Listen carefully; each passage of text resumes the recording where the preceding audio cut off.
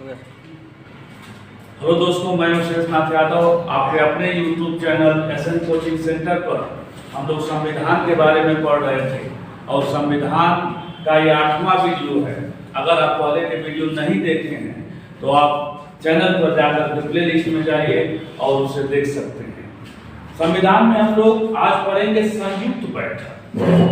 ये संयुक्त बैठक क्या होती है कि जब मान लीजिए अगर कोई विधेयक है उस पर जब दोनों सदनों की सहमति नहीं बन पाती, मान लीजिए एक सदन में पास हो गया, दूसरे सदन में अटका हुआ है और राष्ट्रपति चाहता है कि नहीं से पारित होना चाहिए, तब वो दोनों सदनों की संयुक्त बैठक बुलाता है अनुच्छेद 108 के तहत। तो किस अनुच्छेद में प्रावधान है? तो संयुक्त बैठक अनुच्छेद 108 में संयुक्त बैठक का प्रावधान किया गया है।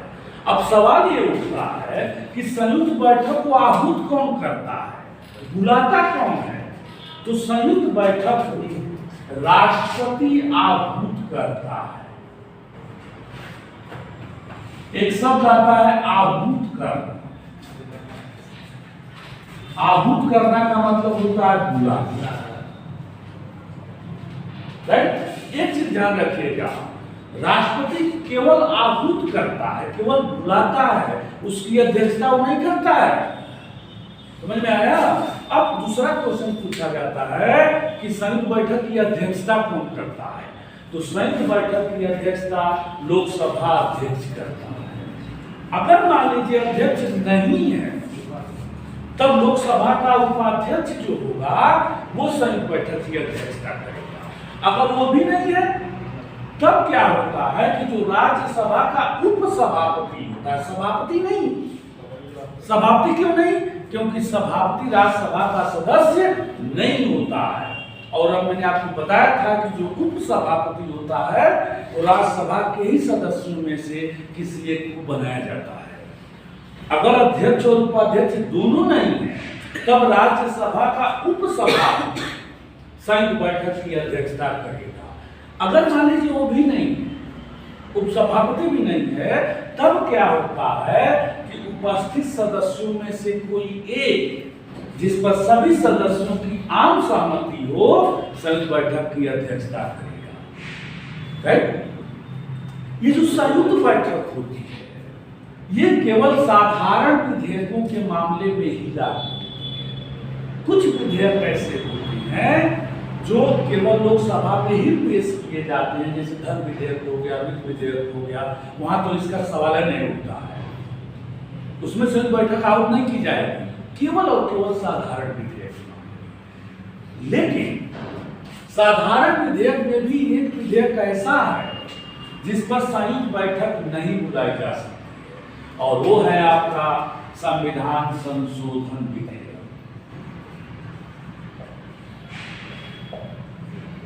संविधान संशोधन विधेयक के मामले में संयुक्त बैठक का प्रावधान नहीं है। राइट? इसे दोनों सदनों द्वारा अलग अलग पारित होना चाहिए।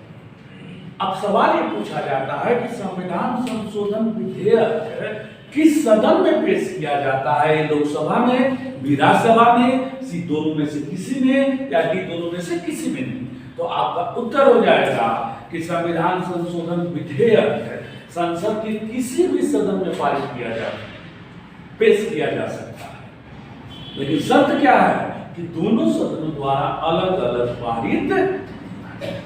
तो आपको याद रखना होगा कि संविधान संशोधन विधेयक के मामले में संयुक्त बैठक का प्रावधान नहीं है।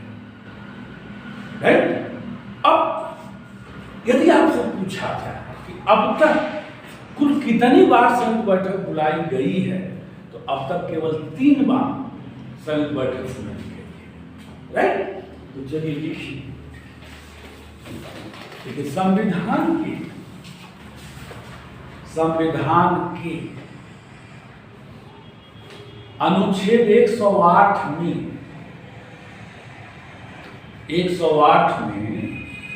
संयुक्त बैठक का संयुक्त बैठक का प्रावधान किया गया है।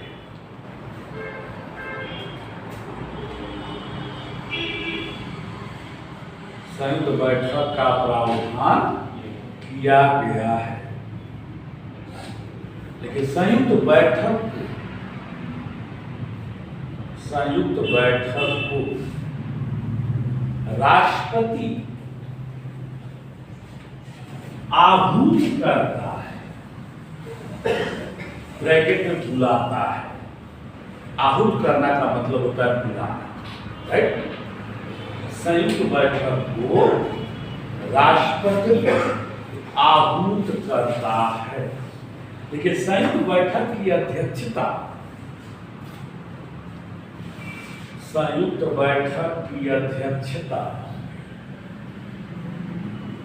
लोकसभा अध्यक्ष करता है।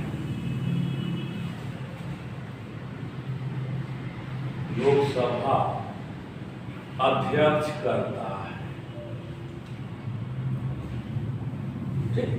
यदि अध्यक्ष उपस्थित न हो, यदि अध्यक्ष उपस्थित न हो, तब लोकसभा का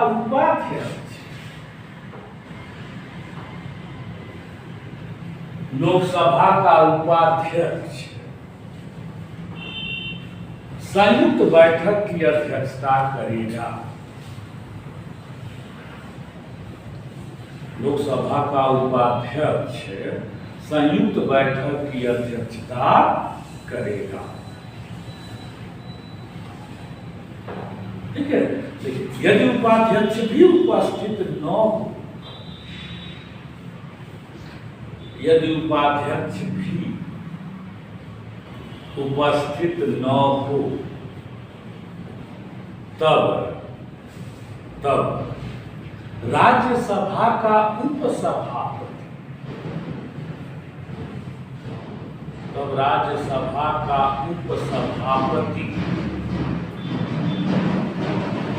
संयुक्त बैठक की अध्यक्षता करेगा।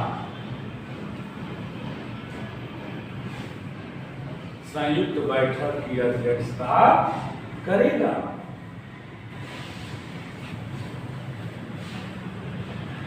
यदि उपसभापति भी उपस्थित न हो, यदि उपसभापति भी उपस्थित न हो,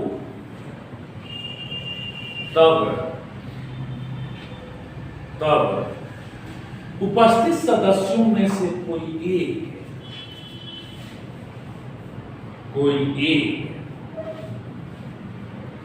जिस पर सभी सदस्यों की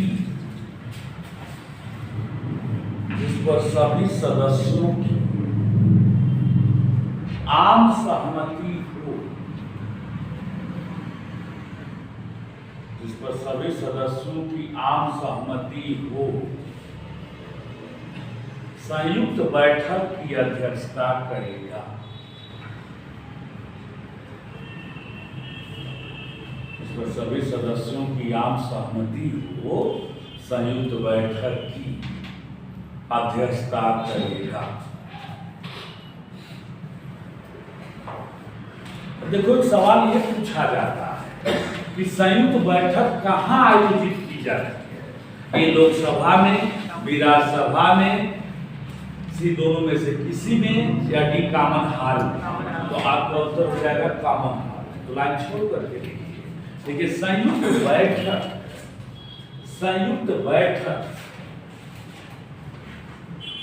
कॉमन हॉल में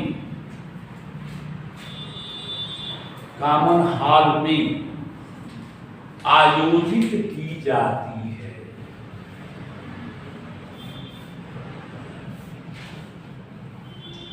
कॉमन हॉल में आयोजित की जाती है।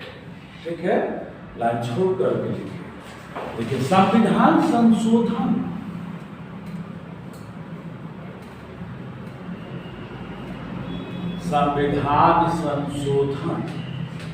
विधेयक के मामले में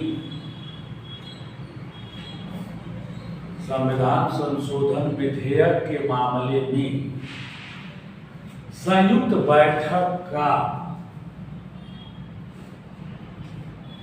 प्रावधान नहीं है, प्रावधान नहीं है। इसे दोनों सदनों द्वारा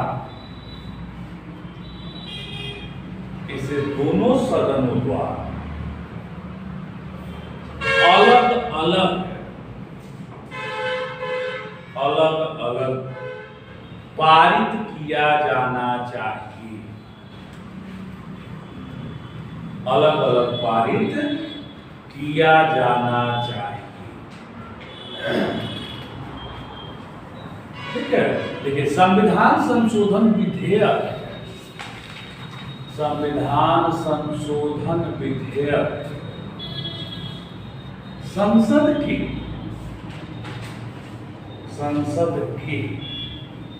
किसी भी सदन में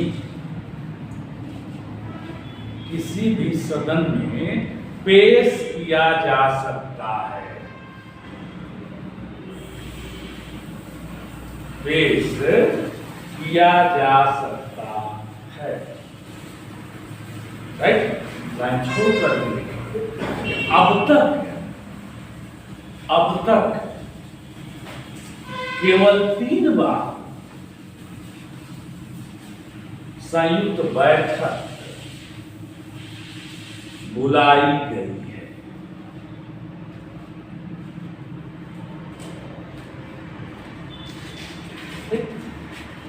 अगला टॉपिक है धन विधेयक, मनी बिल।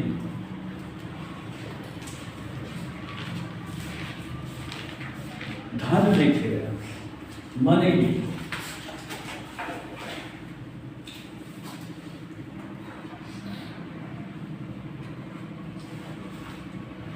ठीक है, अब देखिए ये धन विधेयक क्या होता है कि धन विधेयक राष्ट्रपति की सहमति से केवल लोकसभा में ही पेश किया जाता है। राइट, मैंने आपको बताया था कि जो साधारण विधेयक होते हैं वो संसद के किसी भी सदन में पेश किए जा सकते हैं, लेकिन कुछ विधेयक ऐसे होते हैं जो केवल लोकसभा में ही पेश किए जाते हैं।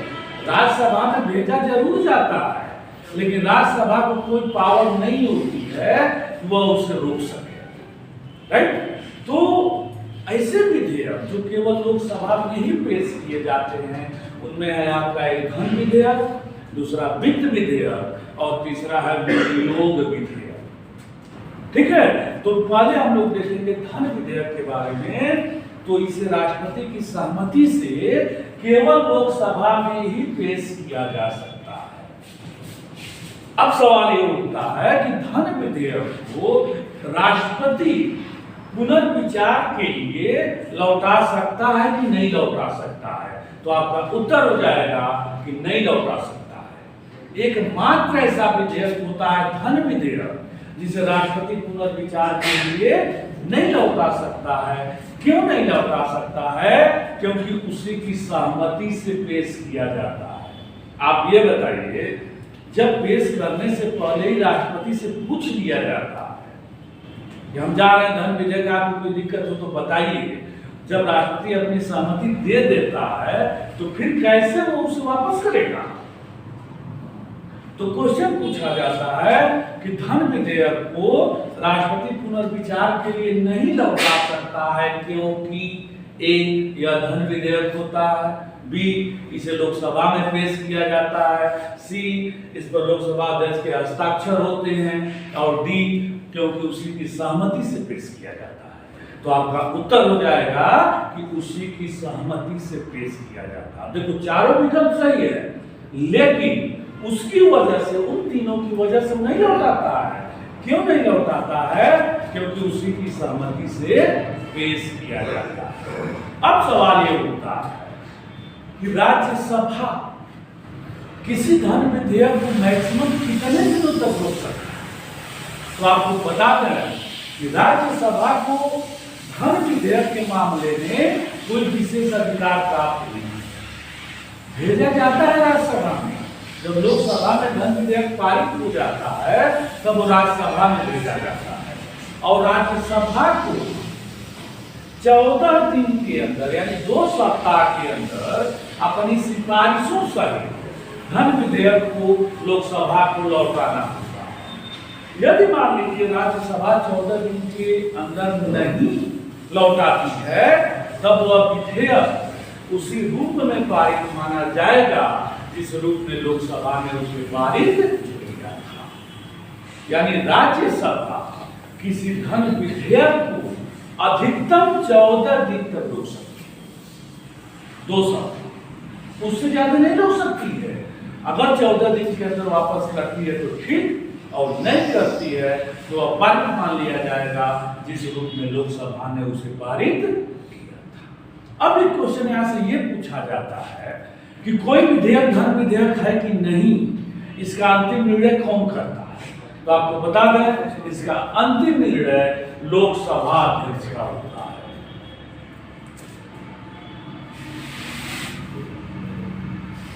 लोकसभा अध्यक्ष क्यों? क्योंकि धन विधेयक और वित्त विधेयक में बहुत मामूली अंतर होता है। धन का मतलब तो धन होता ही है, वित्त का मतलब भी धन होता है। तो पूछा जाता है कौन सा विधेयक धन विधेयक है कि नहीं है, इसका डिसीजन कौन करता है? तो आपका उत्तर हो जाएगा कि लोकसभा अध्यक्ष। इससे बाहर से क्वेश्चन नहीं बनता है धन विधेयक के मामले में। अगर आपको इतना तैयार है तो इससे बाहर से नहीं आएगा, राइट? यदि आपको ये वीडियो अच्छा लगा हो, पसंद आया, तब इसलिए आप लाइक कीजिएगा और चैनल को सब्सक्राइब कीजिएगा ताकि आने वाली सभी वीडियो के नोटिफिकेशन आपको मिल सके। धन्यवाद।